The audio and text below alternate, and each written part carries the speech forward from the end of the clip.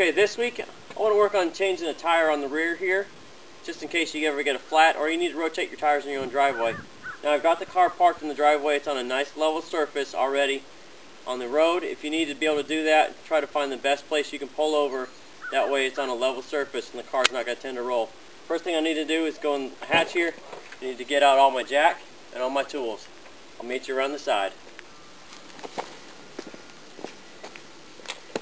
Okay, I'm here at the tire. I'm going to go ahead and take off. First thing I want to do is I'm going to use my tools here. The flat end, I need to take this hubcap off.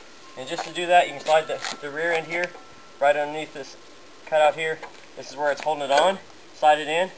All you just need to do is just bring it outward just a little bit. You'll get a little pop.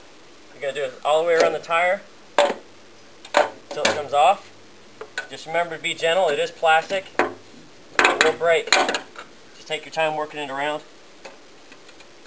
And once you have it off, we'll move to the next section.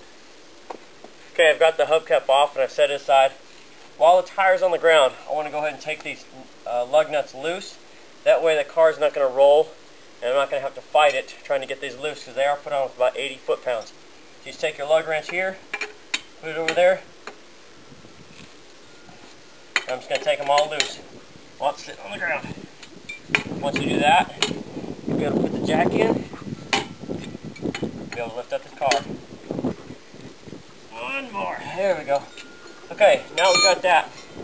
The jack actually is going to go about right here on the car. If you notice, there is a slot here in the jack. This is actually going to fit up onto the flange. And underneath the flange, there's two small cutouts, which I'm going to show you. This is where the best place to put the jack is. That way you can lift it from there. Go ahead and meet me under the car. Okay, I got the jack position in the car. If you notice, there's two little cutouts right here in the sill flange. From that point there, this is where I'm going to put my jack. The jack's going to go in between those, and the slot's actually going to go around the flange right there. And that way you'll be able to lift the car from that point.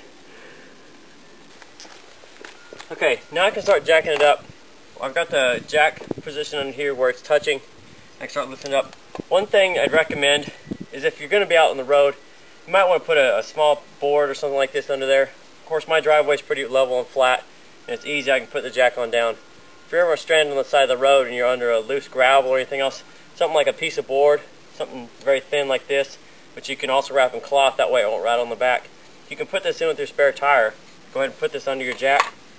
That way you'll always have a flat, solid surface to put the jack on if you're ever stranded on the side of the road. This tool here with the hook is just going to go in the end. And then this square is going to go over the slot there. Now if you notice, this piece is actually going to angle out. This is going to be a nice handle. That way I can turn. I'm just going to lift the jack. Of course, the car is in park. I've got an 8 automatic transmission. A manual, you want to leave it in gear. Make sure the parking brake's on. Now I'm just going to lift and keep turning until the tire actually has some space underneath it. That way I can take it off. Once it's there, you can go ahead and stop. I'm going to take these lug nuts off, take the tire off. I can put the spare on, or if I'm rotating, I can put the other one back on. Once I do that, I'm going to tighten it back up. We'll get it back going. Okay, I've got the tire back off. I'm going to go ahead and put it back on. I'm going to line it up with the lugs here. Put it back on. I can start one lug on there, or one lug nut on the lug. That way it's going to keep the tire from coming back off. And the other four, I'm going to hand start them all the way down before I tighten it up back with the wrench. So once I do that, I'll get it tightened with the lug wrench, and we'll get this car down and be on our way. Tire back on the ground, and the lug nuts are there. Whether you're going to use a lug wrench or a torque wrench, you're going to want to tighten this in a star pattern. So you're going to pick one, go directly across from it, and pick another one and go directly across from that. I'd recommend doing this 2 or 3 times in that pattern. That way you make sure the tire is tightened well to the car. Now at home I use a torque wrench with a 15/16 inch socket. It fits right over this lug nut. Nissan recommends doing 83 foot-pounds on each lug. So as you go through it, make sure they're done. I'm going to go directly across from that. Once I'm done here, we'll put all my tools away back in the car, put my hubcap back on. If you're on the side of the road, hopefully things have gone well and you're back on the road.